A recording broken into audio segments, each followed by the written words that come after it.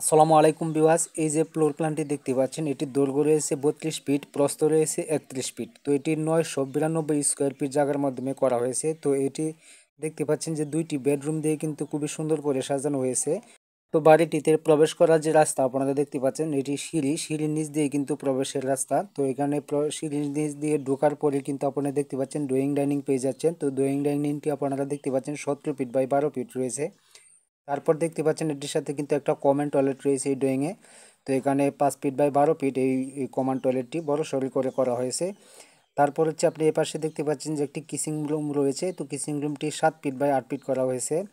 আর তারপরে এই পাশে দেখতে পাচ্ছেন যে একটি মাস্টার বেডরুম রয়েছে 12 ফিট বাই 13 ফিট, আর এটির সাথে 12 ফিট বাই 4 ফিট একটি বেলকনি বারান্দা রয়েছে। আর এই মাস্টার বেডের সাথে একটি অ্যাটাচ টয়লেট রয়েছে, দেখতে পাচ্ছেন যে 4 ফিট 6 ইঞ্চি বাই 8 ফিট।